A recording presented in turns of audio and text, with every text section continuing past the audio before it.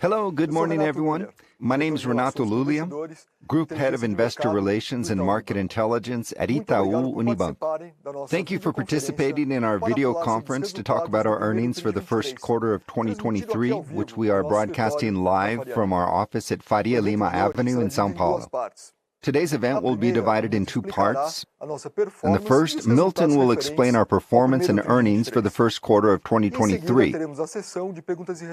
Next, we'll have a Q&A session, during which analysts and investors will be able to interact directly with us. Now I'd like to give some instructions to make the most of this meeting today. For those of you watching via our website, there are three audio options on the screen: the entire content in Portuguese, the entire content in English, or the original audio. In the first two options, we will have simultaneous translation. To choose your option, just click on the flag on the top left corner of your screen. Questions can also be sent via WhatsApp. To do so, for those of you watching on the website, just click on the button on the screen or simply send a message to the number +55 11 98993 1132. The presentation we'll be making today is available for download on the hot site screen and, as usual, on our investor relations website. I now hand over to Milton, who will begin the earnings presentation. Then I'll be back to moderate the Q&A session. Milton, the floor is yours.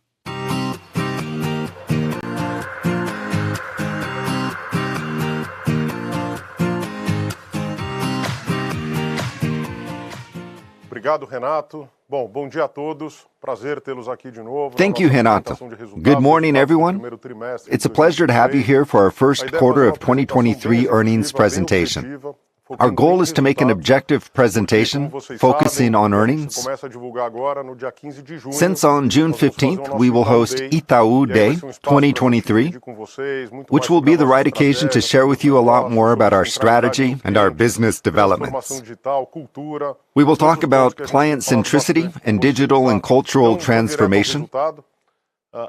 We'll go deeper on several topics that we've been talking a lot about with you.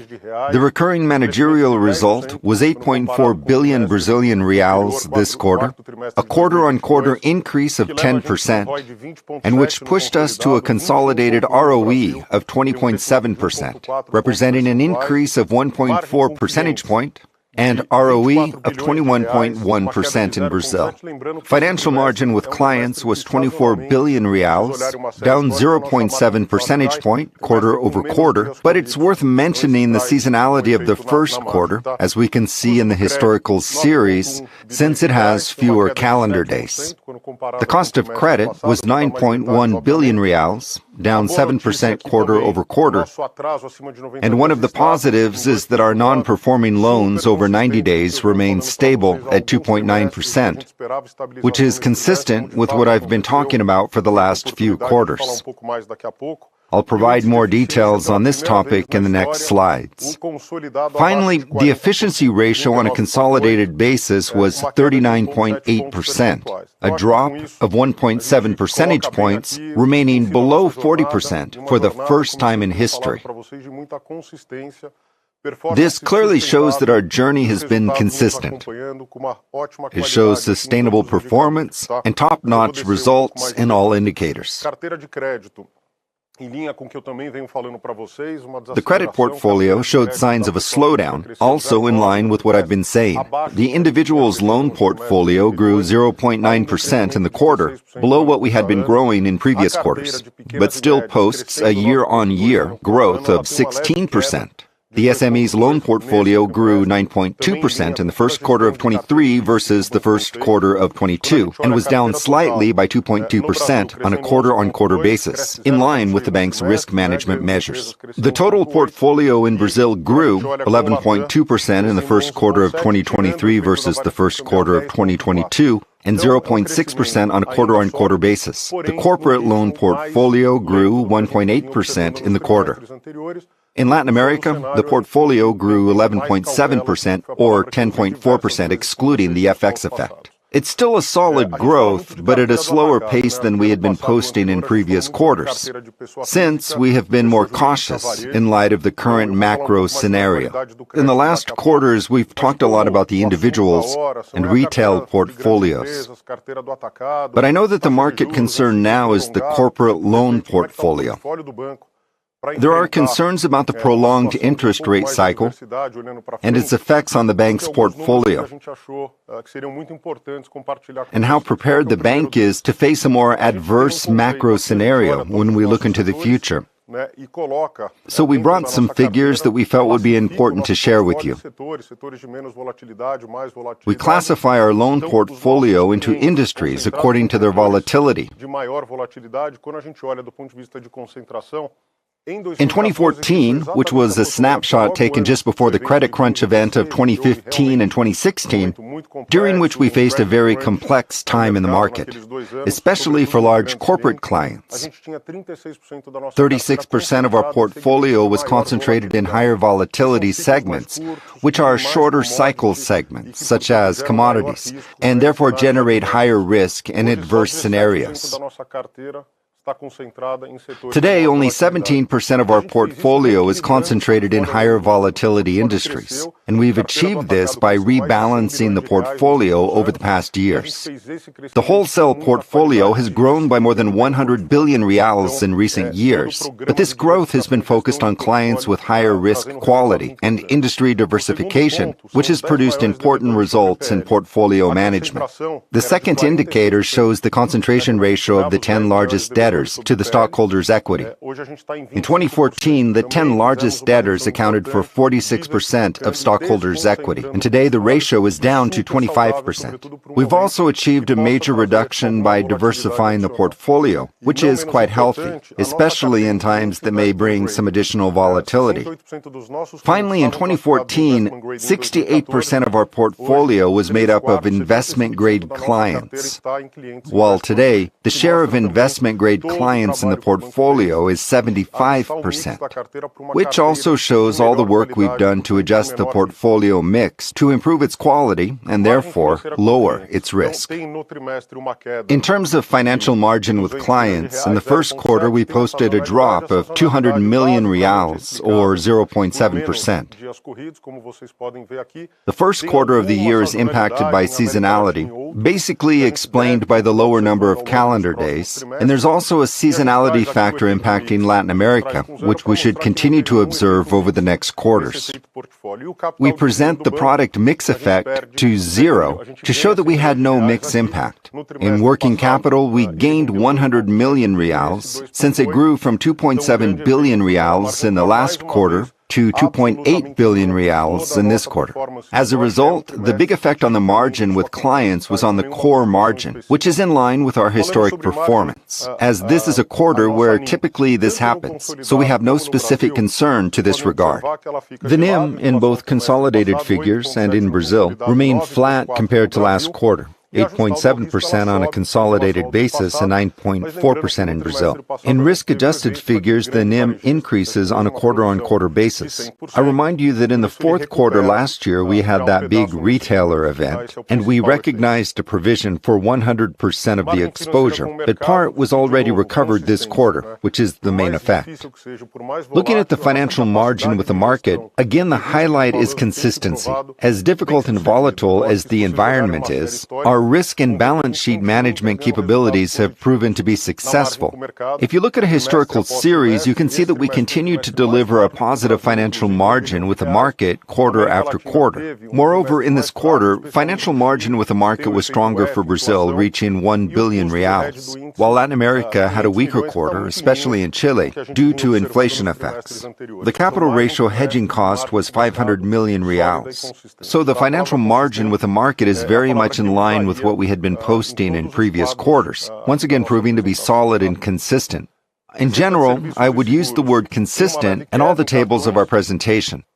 Moving over to commissions, fees, and insurance results, we posted a slight quarter-on-quarter drop in credit card business, but it's still up 16.9% year-over-year, in which acquiring services stands out by posting a year-on-year growth of 30.7%. Revenue from advisory services and brokerage dropped 8.1% in the quarter, but still posting revenue of 0.7 billion reals. This has been a rough year with less investment banking activity, even for a diverse bank. We offer DCM, ECM, and M&A services. There's a certain seasonality affecting these operations, but we cannot deny that it was a more challenging quarter. In Latin America, ex-Brazil, revenue is coming as expected, growing 10.9% year-over-year and 5.5% quarter-on-quarter. Another business that I draw attention to, insurance operations, which revenues are down 1.5% on quarter-on-quarter basis, but up by 10.9% year-over-year. And the highlight is the core insurance result. Earned premiums were up 16.9% year-on-year, and the core insurance earnings grew 30.9% over earnings that had already been growing strong. We continue to be very pleased with our insurance business strategy and results. In acquiring activities, as I was saying earlier, the transaction volume went up 21%, while revenue went up 30%. This shows our ability to manage clients, reprice the portfolio, increase the penetration of financial products, and promote the growth of the acquiring business. Thus, we continue to extract a lot of value from the operation, and earnings have been keeping up with our development as well. In card issuance business, the transaction volume was up 10%, a much lower growth than in previous years. But the main message here is that our client portfolio mix is quite favorable, especially from a risk standpoint. Card issuance revenues continue to grow in the internal channels, which consists of clients with whom we have a longer-term relationship. They are checking account holders, and they are key for our cross-sell strategy, where credit cards are just one product in the relationship with these clients. We foresee a lower growth in revenues and a reduction in the client base in the channels with a lower income client profile, both in the external channel and the consumer finance credit channels. This is very much in line with the adjustment to the portfolio that I've been commenting on as part of the risk management strategy that we've been doing. The number of active cards of account holders grew 14%, which shows that the risk diversification strategy has been very successful. Speaking about credit quality, we can see a totally expected growth in the short-term delinquency rate, NPL 1590. I always remind you that in the first quarter of every year, if you look at a longer historic NPL series, the first quarter is always seasonally more pressured. This is due to people's higher year-end spending and bills, which explains why default increases in the first quarter historically. The short-term delinquency rate for individuals rose 30 BPS in the first quarter of 2023. The growth of this rate in the first quarter over the last 5 years has been between 35 BPS and 42 BPS. So 30 BPS is the lowest growth rate in recent years. What happened in the last 2 years is that this rate went up in the first quarter, and it did not go back down in the second quarter because we were in the process of gradually normalizing the cost of credit, and we expected NPL to continue to go up, which we do not expect to happen in the next quarter anymore. The key point is that we normalized NPL rate for individuals. The delinquency rate for SMEs was up 20 BPS, and the good news is that the NPL 90 days has stabilized, as I've been telling you for several quarters now, and it fits precisely into our expectations for this quarter. With these results, we deliver risk management capacity, predictability, and consistency, as we've been signaling to you. The NPL 90 days rate for SMEs in Brazil fell from 2.4% to 2.3%. It's clear that there are challenges, that the scenario may change over time, but we've been able to deliver and demonstrate a very efficient management capacity. It's hard to track the NPL rate for large corporates because usually in this portfolio, When delinquency occurs, the client already has an issue. So coverage ratio may be more adequate, and I'll talk about it in the next slide. The portfolio cost of credit reached 3.2%, and if it weren't for the subsequent event, last quarter's ratio would have been 3%, so there was a slight increase. I've been saying for several quarters now that we should normalize the cost of credit at a pre-pandemic level, and that is what is in fact happening. The current cost of credit is at 3.2%, and pre-pandemic it was 3.3%. Last quarter, due to the subsequent event, it was 3.5%. The cost of credit was 9.1 billion reals, which would be more comparable to the cost of credit of 8.5 billion reals in the fourth quarter of 2022. The difference to the 9.8 billion reals posted in the fourth quarter of 2022 is explained by the subsequent event involving the retailer, for which we provisioned 100% of the exposure in the fourth quarter of 2022. The total coverage ratio was flat, and there was a slight increase of 1 percentage point in retail. The average retail coverage for the last 4 years pre-pandemic, from December 2015 to December 2019, was 167%, and we are running at 182%. We continue to provision our formation and maintain our expected credit loss management, which is key to have a sound balance sheet, with adequate provisions and prepared for the challenges that lie ahead. I think that in terms of credit, despite the challenges in the current scenario, we have good news to share with you. Non-interest expenses in Brazil dropped 3.5%, but we have the seasonal effect in this line, since the first quarter is typically weaker in terms of costs, which explains the drop in the quarter and the 9% growth year over year. For the first time in history, we achieved an efficiency ratio below 40% on a consolidated basis. It was 39.8% in a quarter where non-interest expenses grew 7.7% year over year and fell 3.5% quarter over quarter. The efficiency ratio in Brazil was 37.9%, which is also down from the last quarter, which had already been a good quarter. So these are the lowest efficiency ratios in the industry when we consider all expenses, without any reclassification, and calculated in a manner we believe to be the most correct. They are the lowest efficiency ratios in the history of the bank.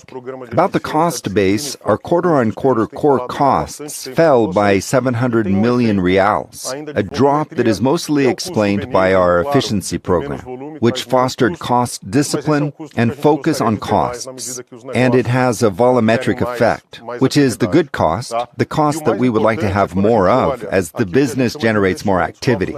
And more importantly, we continue investing in our businesses and in technology, delivering sound and consistent earnings, taking care of the bank of today while investing in the bank of the future. It's worth noting that we are not delivering these efficiency ratios by cutting off investments. We are at full speed with our digital transformation. We are expanding businesses, focusing on capital discipline and in value creation, and continuing to invest in the bank. Moving on to capital, we were practically 10 basis points above Common Equity Tier 1 we presented in the previous quarter. We increased earnings, already adjusted for the distribution of interests on capital. There were also the effects from risk-weighted assets and prudential adjustments. We ended the fourth quarter of 2022 with Common Equity Tier 1 at 11.9%, and it reached 12% in the first quarter of 2023. Considering AT1, we reached 13.5% Tier 1 capital. In other words, our CET1 of 12% is 50 BPS above our 11.5% appetite, which was approved by the board of directors. As we can see, the bank is well capitalized and points to a very positive trend. And finally, I'd like to extend to you an invitation to attend Itaú Day 2023, which will take place on June 15th. During this event, we'll have the opportunity to have a very open, transparent chat, to share with you a clear view of what our strategy has been, how we are taking care of our clients, of our culture, how we've been carrying out the digital transformation process, and how we have expanded and been able to deliver these sound, consistent earnings. I'm counting a lot on your participation. It'll be a pleasure to have you with us in this event. And with this, I wrap up the presentation. I hope that you've been able to understand the main drivers to deliver our earnings. In fact, I think that during challenging times, soundness and consistency should be of great value, and our earnings show it. I'll now join Renato for the Q&A session, where we can share more details. Estarei na nossa conferência de Nova York, estou embarcando hoje à noite e certamente vou encontrar muitos dos investidores e poder falar cada vez mais. I'll fly tonight to attend our conference in New York, and I will surely meet with many investors. Thanks, and see you soon. I wish you all the best.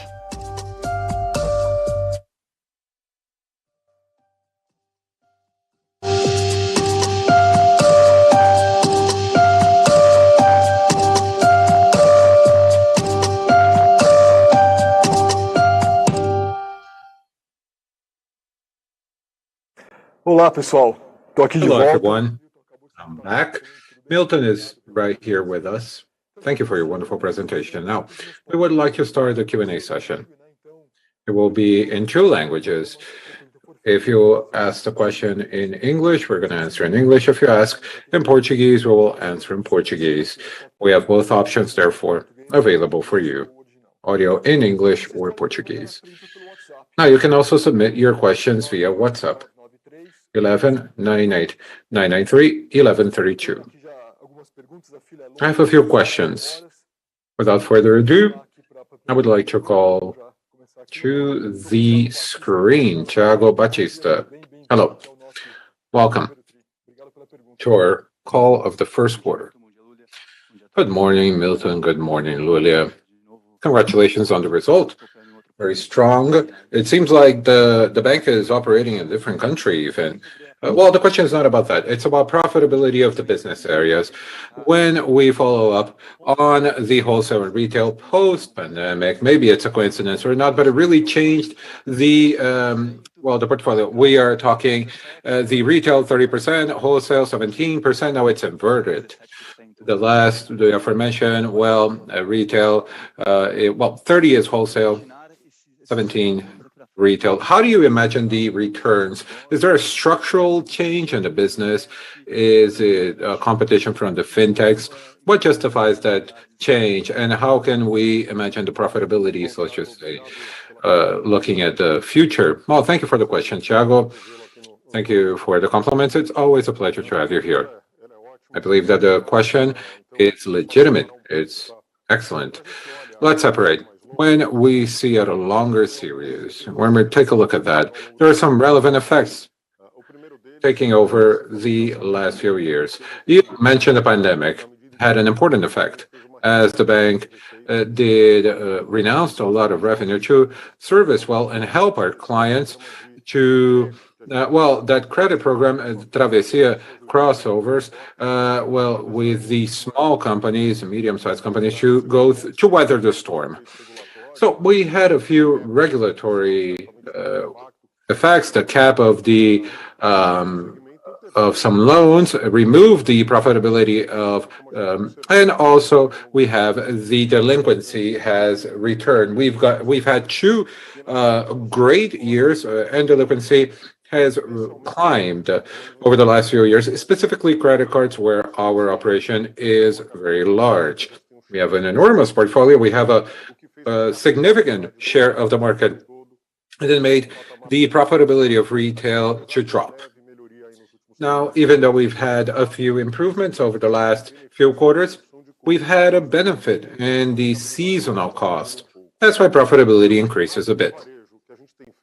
In retail, what we've done is it depends more on credit than it depended in the past. It was very relevant for credit, but we had a capacity to generation of fees and revenues, which is very aligned with credit. And it's an operation retail that has grown more than a capacity to expand the business and fees, which is a profitability, therefore, that tends to the return of credit, more than credit and fees, and that's how the bank captures the value. When we do a deep dive, a zoom, And retail as a whole, we can see very good with the companies doing very well. Delinquency very controlled, as you've seen in the credit indicators. In the persons, in the natural persons, they're more dependent on credit, but they're more resilient in the cost of credit. And when we talk about the market, the open market, where we operate credit cards or some other segments, we operate with vehicles and other other loans and vehicles, we see profitability pressured. We have the work of repositioning our portfolio. We also changed the level of profitability of portfolio, doing a migration to a more insured portfolio, and therefore we have a lower profitability, but much more resilient in a scenario that is showing adversity. So the repositioning of the portfolio, clients that are we're working with the incomes of the clients, a third of the portfolio in low income, we reduced in 10 percentage points that number over the last few years. So our management capacity has made us weather the storm better. So looking at retail as a whole, our expectation is to continue to work strongly to improve the profitability. I do not believe that they're going to return to the aforementioned thresholds.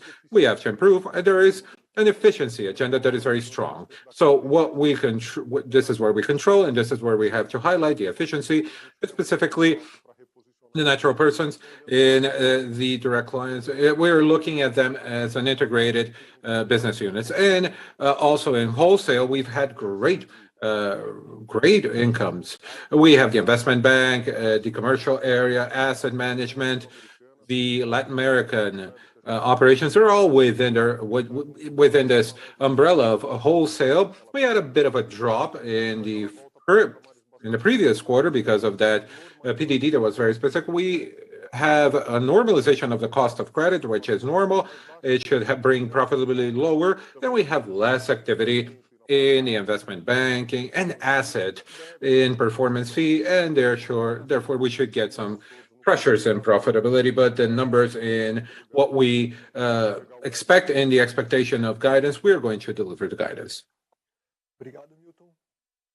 Thank you, Milton. We have the second question. Gustavo Schroden, Bradesco. Welcome. Welcome, Lulia. Welcome, Milton. Thank you for the opportunity. Congratulations on the results. Very strong across the board. Now, I would like to, to take Milton's words and expanding on that efficiency. It's below 40%, specifically if we consider the size of the bank. It's a bank that has 4,100 branches and a point of sales, 100,000 employees. I've asked that question before to Milton. I'm going to ask it again. In my reading, according to my reading, it would be a game changer in profitability. With all of that infrastructure, which is heavy, the bank can work with an ROI of 20-21%, the efficiency level below 40%. Milton, well, taking into consideration the internal analysis, we've gone through the pandemic period, which we had a reading that everybody needed to do, how it would be the post-pandemic behavior of people. We have a great scenario. We have a great visibility of how people are behaving. Therefore, is there any space to reduce, significantly speaking, the number of branches and the points of service, and even the structure, the staff needed to support, and maybe I'm talking about optimization here, and that can bring us to a different threshold of profitability, which is already high. So I wanted to hear this from you once again. I think that there is a space so you can have a change in ROI, but maybe it's already high, but maybe changing the threshold of that ROI that is already high. Hi, Gustavo. Thank you. Pleasure to see you once again. It's always good to receive this question because remember that there is a lot of employees watching the call besides the investors. And this gives me a great opportunity to communicate everyone. This agenda of efficiency is fundamental. We've managed, in fact, to reach the efficiency levels, increasing the leverage, operational leverage of the bank. Of course, there was a space for that.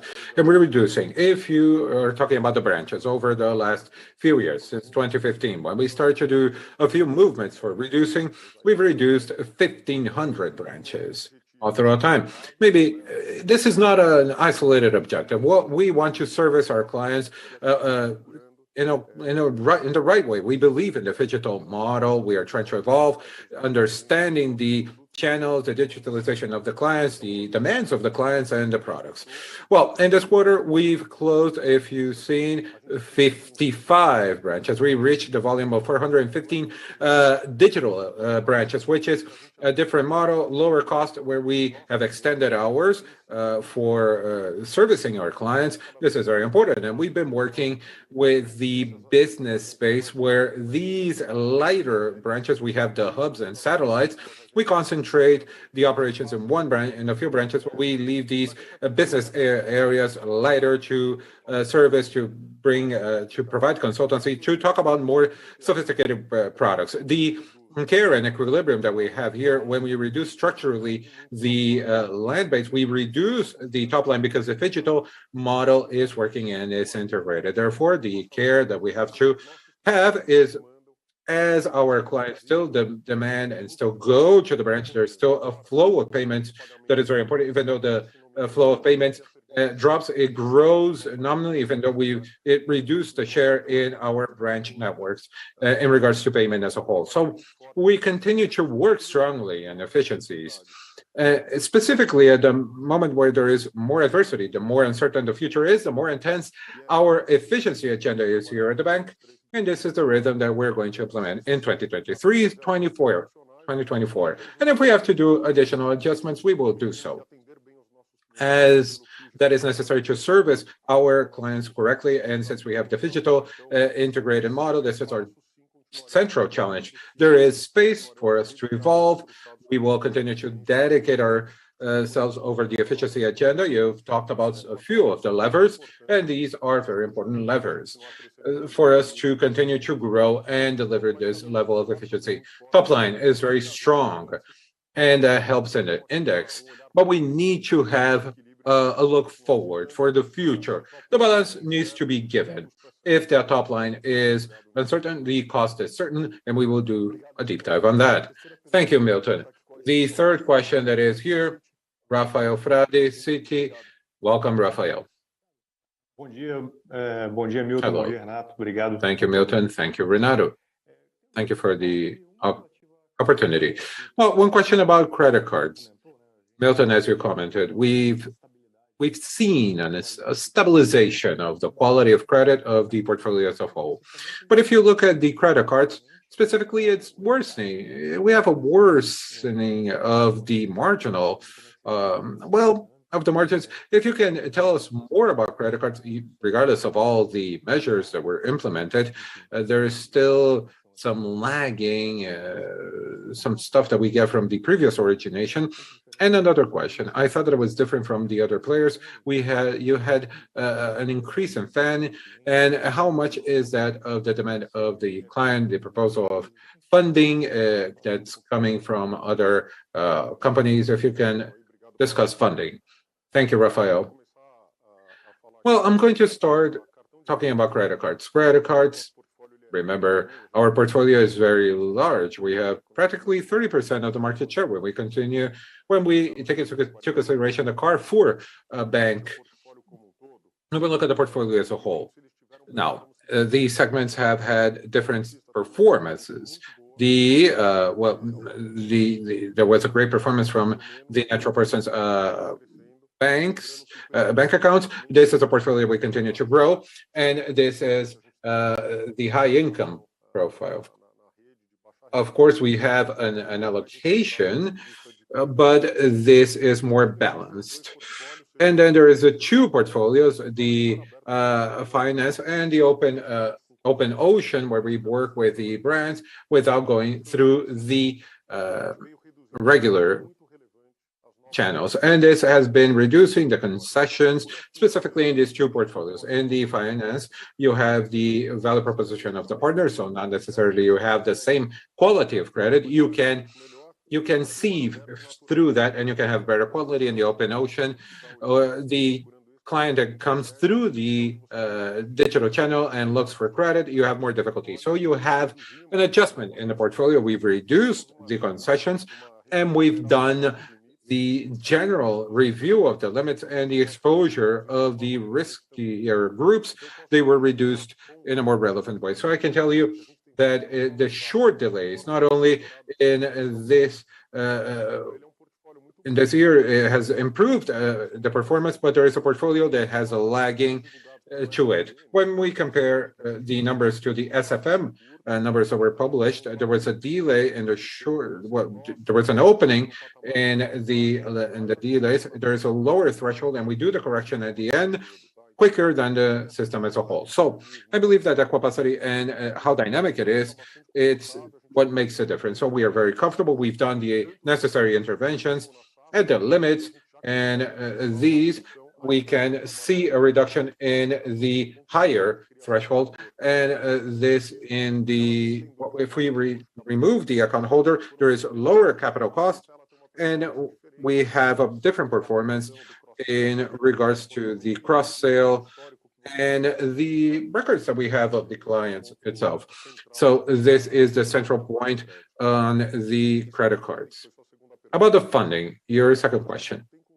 I believe that the bank has managed to perform very strongly in capture and deposits, not only for what we call the traditional deposits. We have an open platform, multi-products, an asset management that is very competitive, and a distribution channel that is very solid. So we've managed to work with either the investment and the credit analyzers and the capacity that our private bank has been growing. We are gaining market share in the private, 29% market share according to the Ambima data. This is the largest one in terms of share, and it's growing. So our funding has captured value. Well, of course, when we see more adversity moments, we see the flight to quality, and the bank is always seen as a safe harbor in terms of investments, given the solidity, results, capitalization of the bank. And with the movement of the interest rates, there is a reduction in the funds and assets. So what we talk about the open platform, the multi-market, the industry as a whole, performance fee of the industry was very poor in the first quarter across the board. And with the level of interest rates, the treasury products, they tend to grow. That's why we've seen then that inflow that is very important. Of course, some volatility, of course, when funding comes from great corporations and great clients, it's a more institutional funding. And we've lost a few deposits over the last quarter, more than we observed, specifically concentrated in great corporations. And this is distributing the results and consuming more cash flow due to the reducing in cash flow. So we've seen the volatility in the funding of big corporations, but the account holders, natural persons, is very resilient, and this is outstanding and outperforming the market. So the bank has managed to work with the liabilities with a lot of solidity. Our indicators are stable, much higher than the regulatory limits. And if you look at our deposits from the account holders over the portfolio of account holders, natural persons, you can see that we have the better ratio in the market, the funding 1-to-1. So we can see the capacity of attracting deposits with quality and servicing our clients always with a vision of consultant. Best investment for the client, and it's not the best product for the bank. So we have the COI with adequate spreads for the adequate client that really needs, and it makes sense to invest in the product. Okay, thank you, Milton. Now the next question we have Rosman from BTG. Hello, welcome. Thank you for the opportunity. Congratulations on the numbers. I wanted to change the theme here. I think that the result was very clear. I think that Milton mentioned that you are going to the New York conference. I've returned from a visit to foreign investors, and the general reading is that the shares are very cheap, but they are very worried about the risks We have the IVA change, the change in the rotary credit, many others. So I wanted to get your reading. How do you see the risks? Are they real, exaggerated? And how do you work with the day-to-day of the bank? Of course, taking into consideration these risks. Thank you, Rosman. Always great to have you here. Thank you for the questions. In fact, it's something that we do not do here in the bank is to ignore the risk. So we really face head on all the challenges that appear. In fact, there are some uncertainties. You've mentioned a few. The credit card is something that is recurrent for many, many years. And the work that we've had is to manage to educate and show in a very didactic way all the stakeholders how the credit card market works in Brazil. I remember when I was working in credit cards, I had an opinion. And when I was sitting there at the chair, I discovered a different world. And many people do not know it because it is a very complex environment. The ecosystem of credit cards is complex. There is the issuance, and all the equation in between, how it's closed. So in the credit cards here in Brazil, it's 40% of the usage. 21% of GDP, 10 trillion reais. The credit cards, they move 2 trillion reais per year. But we have our own idiosyncrasies. If you see the payment installments, it's a large percentage. So if you pay interest rates and rotary, it's very small, 3.8%, 4% rotary.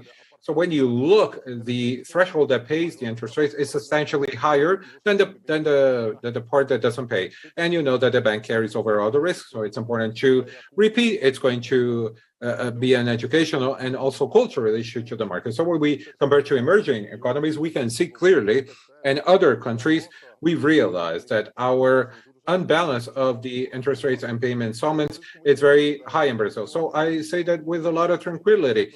We have the acquirer and we have the issuer. We own 100% of both. So there is no conflict in defending model A or B. I defend the technique and the understanding of it, of the whole. So this is clear for the market, for the stakeholders, whether if it's the central bank, you know them very well. The Ministry of the Economy has worked with a few debates, and we are discussing alternatives and paths to make the market evolve. Of course, this doesn't depend on an isolated player. It has to be multidisciplinary, and it would be ideal to have through the self-regulation, there would be a model that would be self-sustainable, attacking structurally and transit and in the root cause of the problem. I am not alone in this agenda. There are several people sitting down, a work group, and we're advancing it. We should see how it's evolving, but always taking a look at sustainability of the business. Now, the JCP, it's a reading. There is still no clear proposal. Our reading, actually, we've seen recently, well, we've seen a few comments about the infraction notice that was done in a relevant value and accompanying. Our defense is, if somebody operated in a wrong way, and I don't know what the case is, I'm not going to judge the cause. I believe that you need to attack it where there was an exaggeration and excess of creativity. You have to remember that the interest over the own capital is to substitute the laws from 95. And this is to keep an inflationary country such as ours, you can keep the parity power of value, economic value of your patrimony, of your assets. So it has a value. But you have to remember that our sector is the sector that has the highest taxes in the country. We pay 45%. The contribution, social contribution, we have the ISS taxes, we have the taxes over purchases, state taxes. We have the short-term agendas. We have to be careful with them because they compromise the growth of the credit portfolios, and it increases the spread in Brazil, and we need to attack on the other hand, the same way that we attack the cost of spread in Brazil, which is the great work here. So the IVA that you commented has its nuances. The finance intermediation is taxed at 4.65. In no other country of the world, there might be an exception in the IVA or VAT tax.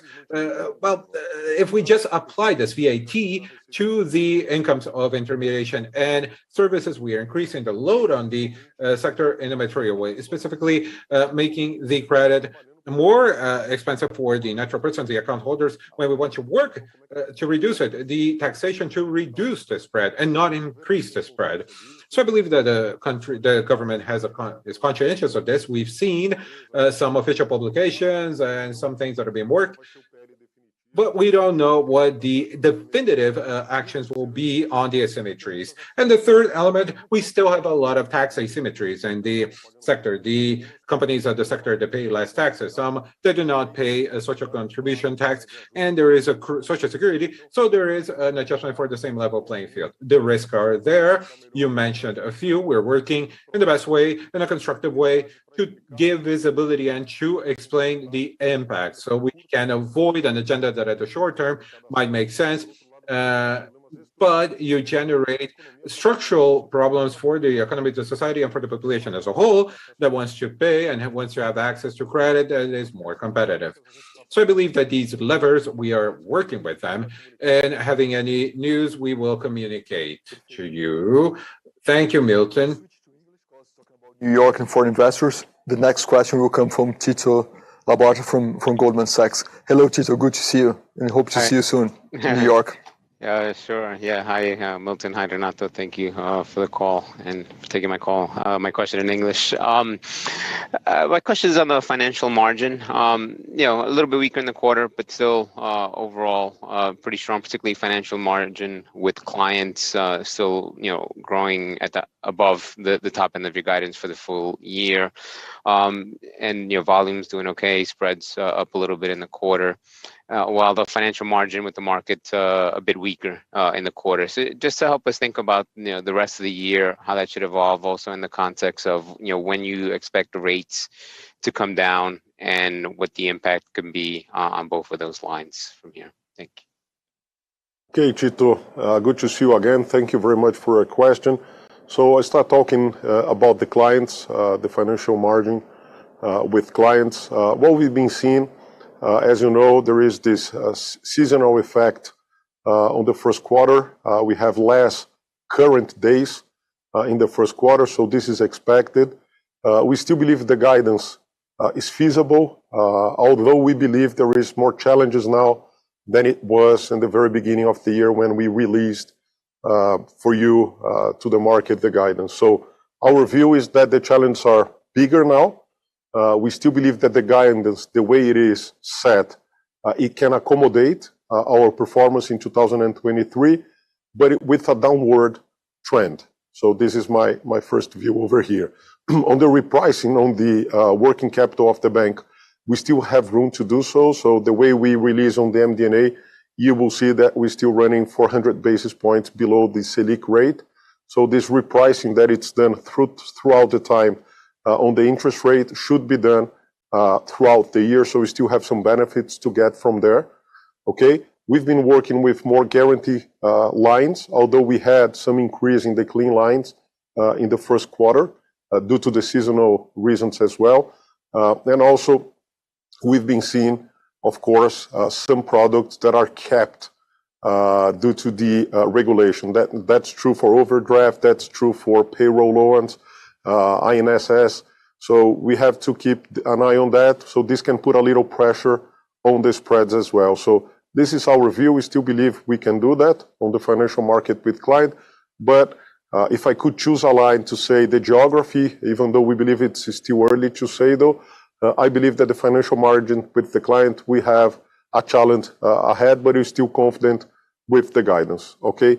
And talking about the financial market, well, with the market, we've been able to deliver good and decent quarters. I know are challenging, as you know. We had a very good quarter for trading, especially good for banking.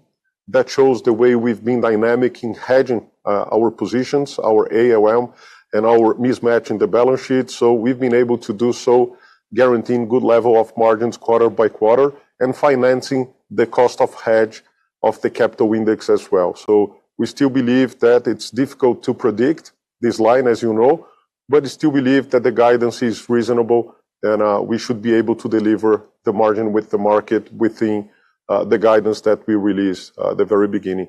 Where we are seeing more challenges coming from the Latin American operation, especially from Chile, As you know, Itaú Chile just released and had the conference call as well. So what they shown there is that the financial margin with the market in the first quarter was very challenging, especially due to the low inflation environment that we've been seeing there. That shows that as the banks are long in UF, local inflation, whenever you have lowering inflation, you have other benefits, but in the financial margin with the market, you suffer a little bit more. So Chile and the region should be more volatile, and in Brazil, we still believe we can host decent quarters for the coming quarters. Thanks, Milton. Mudando de volta para português agora. A próxima pergunta vem do Flávio Yoshida. Thank you very much. Now we have Bank of America, Flávio Yoshida. Welcome. Hello, Milton. Hello, everyone. My question has to do with the risk appetite here that we have. We noticed the NPL is stable after a stable period of time, but the growth of the portfolio for individuals and companies in Brazil is dropping. So we see that some of the lines for individuals have been more resilient, which is the case of real estate, for instance. So I wanted to understand, and for consigned credit as well. So we wanted to understand what the future scenario is, in your opinion. How do you think we can maybe accelerate that growth? Thank you. Thank you, Flavio. So good to see you. Thank you for that question.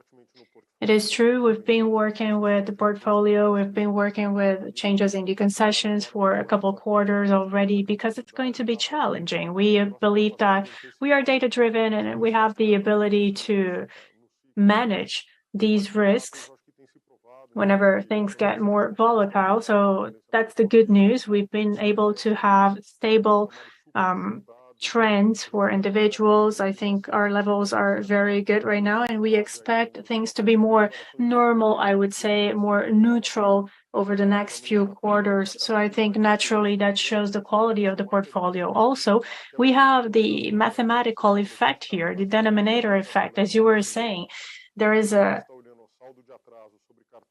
ralentization in the portfolios that makes the growth go down in terms of the curve. So the indicators will have more of a pressure. As for the appetite, we're still very focused. We're looking at engagement. We're looking at our medium and high income clients, and we have a very good scaffold, I think. We know which channels, with which clients, which ones have a higher risk, appetite risk. So we won't stop growing. We might grow in a decelerated fashion, but we will still grow. I think that's what we're looking for over the next few quarters. We will continue with the same share in the target clients in terms of risk of appetite. And we are losing share in, I would say, clients that we understand are not in the curve that we want to, or in the trend that we want to follow. But we know that demand has changed over the next few quarters. So that drop is more relevant from a demand standpoint. We see that there is a lower demand. So in middle market, we have a lower portfolio, and that's because of a lower demand. They're usually working with capital flow, and there's also an exchange rate change. So when we think about the exchange rate for last year and for this quarter, there was a change. The demand is going down around 25% on average, and for individuals, we've also had to adjust a few things. So there was a cap in the consigned credit lines, and we've had to adjust because with 197, some of the targets that we had were not sustainable. We had to adjust that. And we're reducing the lines for vehicles and real estate as well. It is still growing, but it's at a lower pace. And we think that, of course, with this level of pricing, there is a lower demand, so there is lower growth curves. But that's our expectation for 2023, to continue to grow and invest in our main clients. We have a very large portfolio at the bank, so naturally there is going to be an effect on whenever we are working with that transition. But again, we are still growing and with the right appetite in the middle market and also high income lines. Excellent. Thank you. Thank you, Milton. Now we have Daniel Vaz from Credit Suisse. Hello, Daniel. Welcome. Hello, Renato. Hello, everyone. Thank you for the conference. Well, Milton, I think last time I asked you a question, you told me that you usually have a range of collateral credit of 53%, and you are actually looking at the higher part of this range. So now, thinking about the current scenario, thinking about the strategies that you're working with, what do you have in terms of trends for the next semester and unsecured lending? I mean, where do you see there is a possibility for a higher spread and about balance? Thinking about the organic growth that you have right now. So what's your opinion on that? Collateral, credit, your portfolio, any opinions on that? Thank you for that question, Danielle. I think in practical terms, that is happening. We see a deceleration on the guaranteed credit, especially against the past few years. That is going to decelerate. We also see a reduction in general, but that's balanced somehow. If you think about the first quarter, we've been able to grow. Overdraft, for instance, has been better. There is usually a reduction in that because we have people receiving bonuses at the end of the year, etc. Also, we've been earning more share in the best ratings, and we've been able to also look at the target clients in a better way. So we are growing in terms of share with those clients, but there is a lower demand, as I was saying before. So nowadays, with these interest rates and these levels, there is a lower demand. That's natural. And that's why we have these monetary strategies whenever there is a deceleration. So even the middle or high income clients, they don't need as much credit at these times because the interest rates are higher, and then they just wait a little bit longer to spend important amounts. So yeah, there is a lower demand, but we believe that it's going to be okay to continue to focus on these clients and still adjust the balance sheet of the bank. We're going to continue with the lower rating clients and also focus on the middle and high income clients, which is what brings really sustainability for our company. So if we have the opportunity, we will continue to grow. What we need is really more demand, and we have to see what the right mix is. And now for the next one, we're going to switch back to English again, because now we have with us Jorge Kuri from Morgan Stanley. Hey, Jorge, welcome and good to see you, and hope to see you tomorrow in New York. Thank you. Thanks, everyone. Congrats on the numbers, and hope to see you too as well. I wanted to ask about the details on slide 16 of your presentation, where you have the return on equity by the different business lines, and you were showing for the first quarter on the credit business 10.4% return on equity. And I wanted to get your perspective on how do you feel this number is relative to the potential? Evidently, when risk-free rate is 13.75, I'm guessing this is not a result that you want to see. And so what are the different levers that are affecting this number, and how do you see them going forward? And in general, longer term, what do you think would be the fair, attractive return on equity for your credit business? Yeah.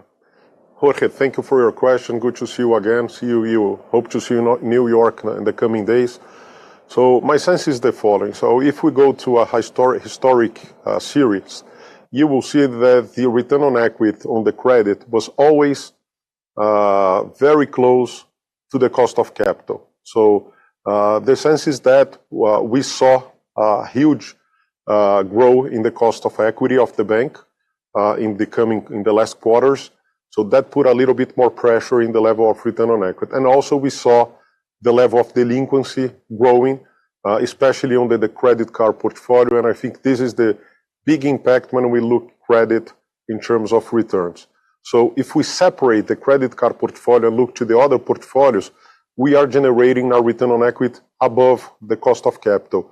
That means that we create value in credit, and also the cross-sell doesn't exist without credit. So the reason why we deliver the most relevant part of our value creation has to do with the credit and the cross-sell and the relationship with our clients in all segments. And that means I'm talking about retail, I mean about corporate clients in general. So this is what we've been seeing. So my sense is that coming close to the cost of equity would be reasonable, because the major amount of value creation of the bank comes from services, and also in trading we are able to deliver a little bit more than cost of capital historically. So this is my view. We have to work towards the cost of capital, and I think there is room to do so, especially when we have the delinquency normalized.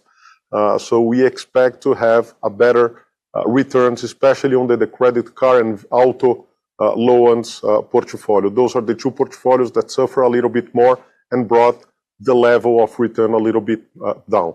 So with all the measures that we took, the adjustments, it's not in one quarter that you will see that, but looking forward, I think is reasonable to expect cost of equity and return on credit coming in the same direction. This is my best expectation. Now, this would be my appetite in terms of reason to be good expectation and having something that is reasonable for us. Thank you, Milton. Thanks, Milton. Obrigado. Exercitando nosso bingo aqui de volta para. Excellent. Perfect. We have our next question here from Eduardo Nishio from Genial. Hello, good morning.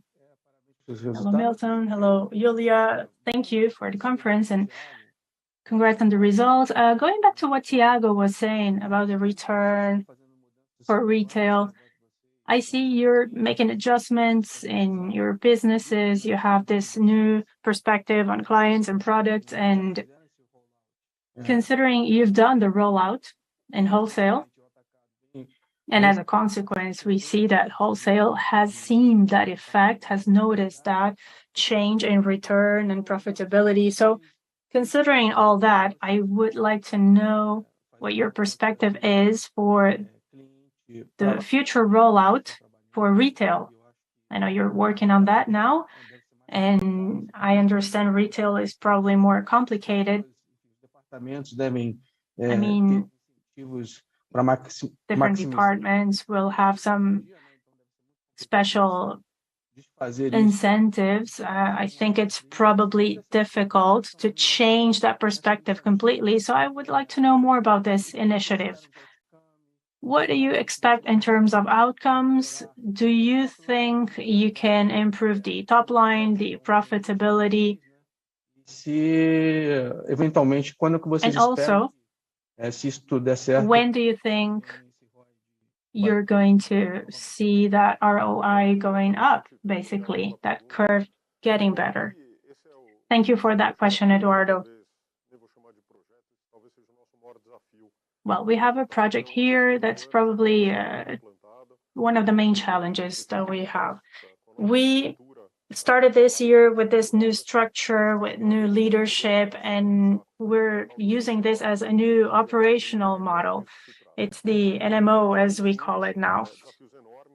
So we do have very important challenges in terms of reorganizing and revisiting the expectations of our clients. We understand that usually banks are based on the product view. Usually you focus on the product, on the system, on the structure.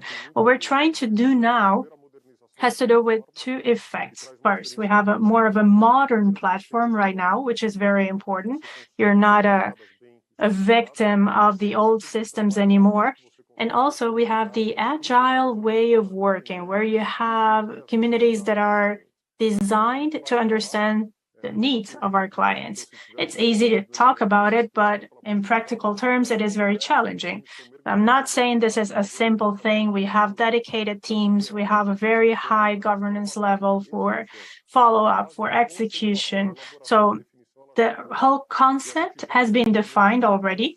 We have started to implement all this already. We're looking at a very important execution phase right now, and we're thinking about the different business units as well. So we talk about different business units for individuals, for companies, for retail, et cetera, et cetera. So we do have a very good P&L, very structured view on that.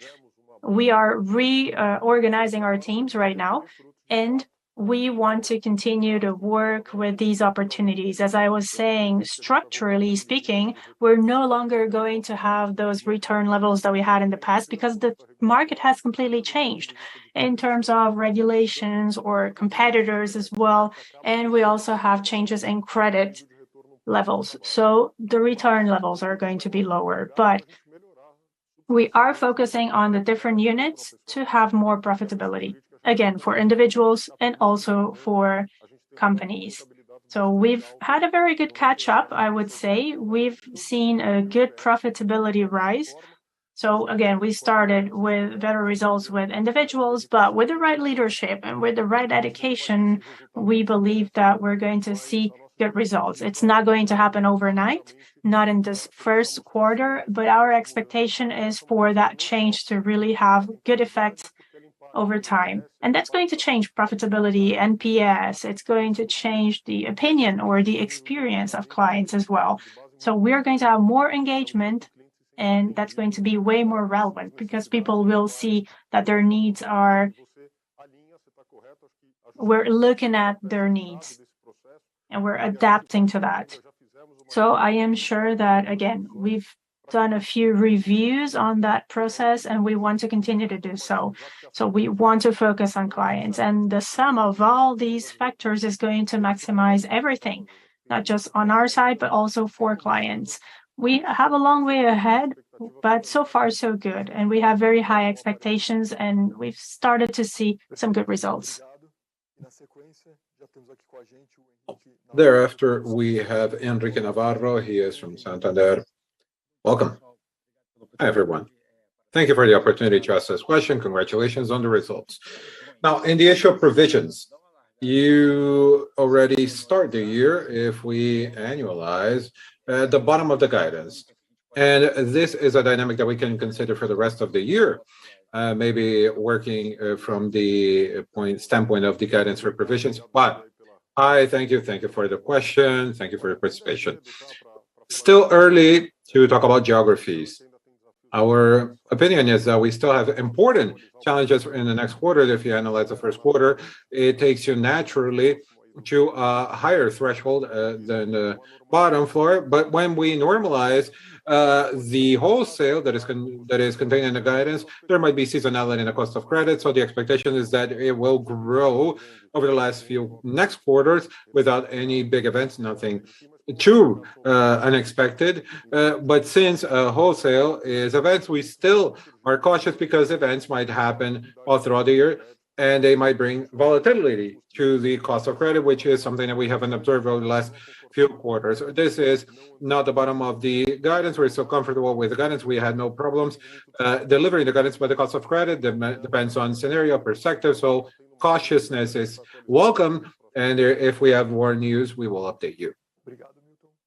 Thank you, Milton. Question, I'm unsure whether Juan is gonna ask in Portuguese or in English, but Juan, welcome. Good to see you here in our meeting. Please feel free to ask a question in whatever language you prefer. Thank you. Tá bom, bom dia, Milton. Bom dia, Renato. Welcome. Well, good morning. Thank you for the result. Thank you for this great opportunity. My question is on the business of M&A. The transactional acquiring business is growing year on year, much higher than the industry. So I would like to know what would be the drivers for growth and what type of clients are driving this growth. It's a hybrid question, right? It's a hybrid question, but thank you for the acquiring business acquisition. The business acquisition, we have been for many years adjusting the operation. This is a clear change in the service, the value proposition, and the results are are following suit. So from the standpoint of market share, we've been growing in these segments that we really have the target segment. And remember that the dynamic of market share and profitability and the business acquisition is inversely proportionate. So on the same hand, from the standpoint, we have the market share, the big clients are driving the 2/3 of the market share, the small ones are driving 2/3 of the profitability. So looking at the short share in a broad way is not a good metric. I've been saying that for many years. So we've been growing the market share in those target segments where we believe that we have more opportunities and we have profitability in fact. We've been ultra disciplined in the big companies and the big corporations, so we do not operate with the contribution margin that is negative. Because in the end of the day, if you do that, you don't have any big challenge to operationally lever this. Well, there's some, but if the contribution margin is negative, as we see some players operating in some cases, you cannot have operational leverage. And what you're doing is renting market share, and there's a cost. And this is not the play that we believe. We've managed to reprice in a very important way. This increase in interest rate has brought a repricing challenge for the industry as a whole, closer proximity to the challenges, to the channels of the year. So having an acquiring that is closer, that is ours, so we don't have to ask for excuse me, and we can create more cooperation. Well, all the operations are umbilically connected, so we can bring more value so that the acquiring is more of a product in the value proposition and not just a part of the business. And we've managed to have greater penetration in the business finance products, helping the clients. This is the cheaper receivable that they have to discount. So our clients, when they have a situation, they demand that, and we've had a great capillarity in all these segments. So the repricing and the capillarity of the pricing of the financial products and the changes in the package has made our profitability grow. In global, our market share is stable, and in the segments where we in fact have more of an emphasis, we've managed to gain market share. Once again, we're not going to get into the dispute of renting the market share. We are competitive in pricing. The NPS of the client is fundamental. The operation has been evolving in that sense. Very good in that sense. And this year, this is the result of the acquiring is substantially larger than the last year, having a contribution that is good for the balance sheet of the bank as a whole. Well, thank you. Next question. Next question comes from Nicolas Riva from Bank of America. Hi, Nicolas. Good to see you, and thanks for your question. Hi, Renato. Hi, Milton. Thanks very much for the chance to ask questions. I have one question about your bonds, your hybrid bonds. Of course, you didn't call the perps, the old 6 1/8 and the 6.5 in December and March, and at the time you clearly emphasized economics as the criteria for making the call. I wanted to ask if with the tier 2s, with the 29s and with the 31s, given that the structure is a bit different from the 81s, you can only call once. If you don't call the bonds, they start losing capital treatment. Given all of that, if the criteria to decide whether or not to call the tier 2s is going to be a bit different from the 81s, whatever you can say is going to be helpful. Thanks. Yeah. Thank you very much, Nicolas. Good to see you again. So very clear. So when you look to the yield or the coupon that we reset in the 81s, we set something around 7.5% and 8% ballpark. If we had to go and access the market for a new 81, although we know that the market's different now, after what we saw of the Credit Suisse event, we might see more challenging a new issuance premium. But what we see now and the price that we could reset the bonds at 250 basis points below what would be a new issuance. So this is pretty relevant for us. So this is basically why we made the decision not to exercise the call. And this will be the case always. We're going to be not only taking a look on the price, we have to take a look in other situations, the level of capital of the bank, alternatives that we have locally or offshore. But this was the case. The tier 2 that we have, the tier 2 is the old tier 2. So we don't have any benefits in capital anymore, but they still have a cost of a tier 2. So we are always discussing our liability management and the capability to refinance bonds with a senior bond or even in the local market, depending on the yield. And we have the capability to issue locally or issue offshore, depending on the yield. So this will be a price discussion, considering that we don't have the benefit doing that they are old tier 2. We don't have the capital benefit anymore. And we are fulfilled with our AT1 as well. We have 1.5, which is the regulatory space that we have to issue AT1s. So this will be basically the reasons and how we're going to be deciding and accessing the market moving forward. And we have a very good liquidity situation nowadays, so we might decide to repay or not, depending on the yield and the possibilities that we see in the market in the moment of making this decision. Very clear, Milton. Thanks again. E próxima pergunta de volta, então, para... So the next question, now we have Renato Meloni from Autonomous. Welcome. You're muted. Bom dia, pessoal, tudo bem? Agora sim. Good morning, everyone. Now we can hear you. Pela everyone.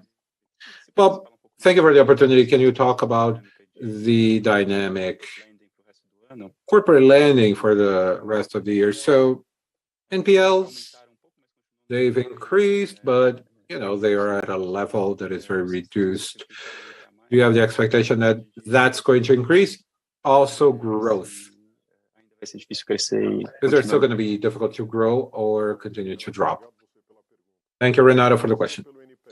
Starting with the NPL. In this specific segment of wholesale, we don't look at the NPL because it's misleading in terms of the quality of the portfolio. We're looking at the coverage level because since we have an access to the client to client, we define the level of rating, provisions, name on name. So 99% of the times you're provisioned before the event. So the coverage index speaks better of the level of protection that we have in the portfolio. And the delay really comes at a moment that you couldn't find a solution for the client, and then there is delinquency, and it consumes on that coverage. So the cost of credit in that segment is very low. We've gone through a scenario of normalization. In the other sense, we've came from a very strong crisis in 2015-16. Several clients had recovered all throughout the years. And you have the cost of credit, yes, but also some reversals. We got to a very low threshold. In general, what we've seen, the portfolio is very healthy in terms of quality. The process of management of portfolio that we've grown all throughout the years has grown. I gave you a few highlights even on how we deconcentrated the portfolio, how we adjusted for the more sensitive sectors, reduce exposure, diversifying the portfolio. And it's a segment that has a strong performance over the last few years. Our expectation is to have lower demand. This is what we've observed. That is taking place. On the other hand, important to show that on the side of capital markets, the origination drop was brutal when we compare this year to the previous year. So the capital market is very closed. We see a good liquidity volume in the credit funds, over R$1 trillion in these funds, but with a price dynamic and the opening of interest rates, they make us have more cash than appetite. So that means that the capital market's closed.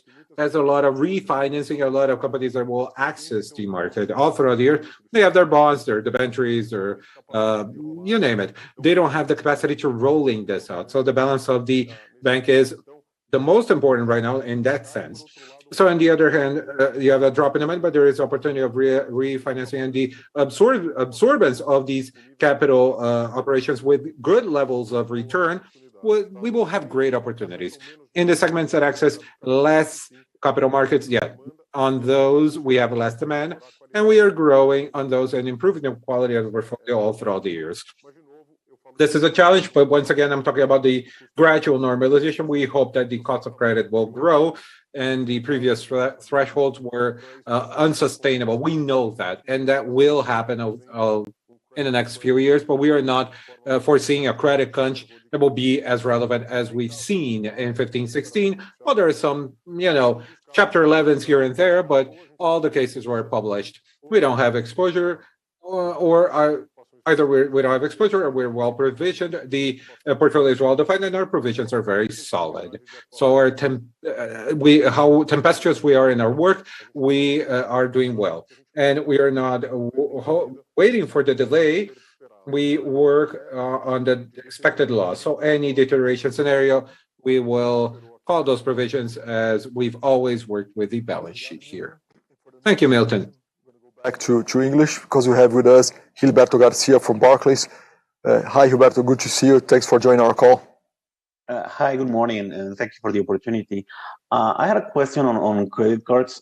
You have mentioned that your clients, given that rates are high, are reducing their demand for credit, and some of your peers have also said that they are going to try to refocus on this higher income segment, which presumably means more competition for you. And ultimately, there's also the matter of seasonality. You know, most years, the first quarter has a bit of a sequential decline in credit cards. And so I was wondering if you could give us some color on what the main driver is in your view. Are you seeing more competition, or is it just, back to normal in terms of seasonality? Thank you. Yeah, thank you very much, Gilberto, for your question. I think the first quarter is pure seasonality due to the high amount of transactions in the last quarter, as you know. But yes, we've been making adjustments, relevant adjustments in our portfolio. I was showing a little before that we were growing much more in the clients, not only in volumes, but in credit card products that we have in the more affluent clients, and we've been reducing in the other segments. So this is an important information. With all of that, we've been able to maintain a good level of revenues. We still have some annuities, fees paid, so they're less volatile due to the TPV of our portfolio. And yes, we've been able to grow the portfolio with the more affluent clients. We don't see a different level of competition. We see the same. But in the other hand, as a whole, I feel that the credit card was the selected product for many newcomers in the market. So that's where we saw an overwhelming offer of credit card, and somehow many clients are over leveraged nowadays with their income very compromised due to the amount of quantity of credit cards they have. Nowadays, it's very easy to have 3, 4, 5, 10 credit cards because you don't pay fees for that. So it's a free option to have to have a credit card. And there is a lot of lack of education, and this is something that we are working a lot to help our clients to understand the challenges when he has or she has or the client has many credit cards in their wallet. So this is the phenomenon that we saw. So there is a huge adjustment being done in the market. We've been seeing different levels of returns in these operations. You know, the balance sheets are public. You can have the assessment. But I can tell you right now, there is no one making or creating value in a portfolio like that due to the cost of equity. So we will see an important reduction, yes. But as I said, we are growing the affluent portfolio where we believe there is still a lot of opportunity to do so. It's a lot of cross-sell to be done. And we've been able to grow our portfolio, our client base, and to enhance the penetration of credit card with a good product, good UX, very focused on NPS. This has been our main goal, and we've been achieving that. But we don't see a different competition than what we saw. But yes, we might see more competition, but we are ready to do so. It's part of the game. Thanks, Milton. E a próxima pergunta vem da Natália. Next question comes from Natalia Corfield from JP Morgan. Obrigada por pegar minha pergunta. Thank you for accepting my question. Now, I'm going to go back to the tier 2 that Nicholas has mentioned. I believe that he is talking about the Basilea 3 tier 2 that we have a call next year, the 2029, if I am not wrong, in November of 24. Então, assim, so, só para saber como just so I can understand, how are you thinking about the call of that bond, given that it loses the capital treatment after the call gradually, but it will lose, and there is just one call, which is the next year's call. Thank you, Natalia. About that specific one, it gets into the regressive period of capital utilization after the exercise or not of the call. It's a long time before. It's difficult to talk about today. If we're going to do a call next year, November, we're going to wait for the market conditions. The markets might change. We're going to look at local alternatives, external alternatives. We're going to look at price. What is the return vis-a-vis a new operation? So the bank is very active in the capital management and liquidity. And if we understand that the economics are there and we can finance ourselves in a more efficient way, the exercise of the call can be done. If we think that the runoff and we have the capital level and losing efficiency, the price is adequate, this bond is becoming senior, it will depend on the market conditions. So it's very, very difficult with 1 year and a half of anticipation. 1 year and a half anticipation, maybe 18 months to have any assessments. So as we get closer to the call up ahead, as we did with the 81, we're going to be very transparent, and we're going to anticipate in the windows and what is the following direction. And now we're going to go to the last question from Carlos Gomez, HSBC. Hi, Carlos. Good to see that you managed to connect. I had your question here via WhatsApp as well, just in case something happened last minute. But great to see you again, and please go ahead. Thank you very much for taking the question. And since it is the last one, let's try to be a bit more optimistic. We are in the middle of the first year of this administration, and we've been talking about what happens in 2023, evolution of credit, lending less. What do you expect for the next 3.5 years? What rate of growth do you think it is realistic for the bank and for the Brazilian credit industry for the rest of the current administration? Thank you.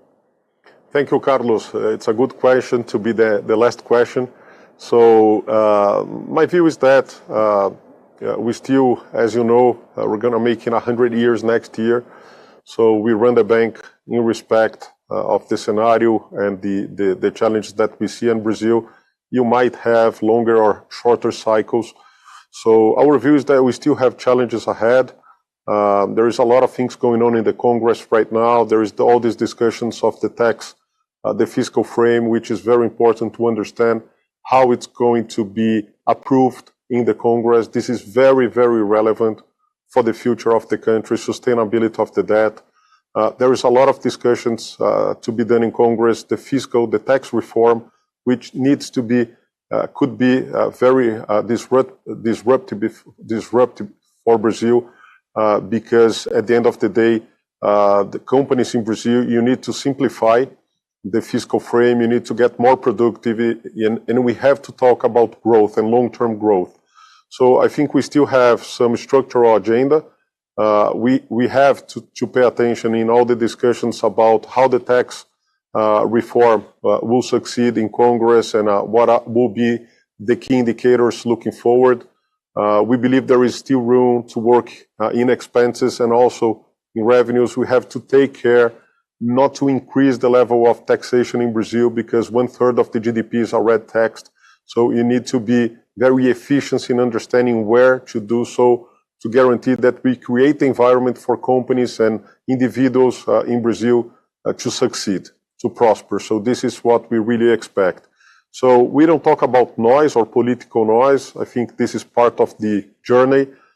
But we do believe that the Congress and the government, and we've been having lots of conversations with the finance minister, and we are very positive on the way they want to listen, the way they are trying with all the political challenges that they have, trying to move forward with a relevant agenda.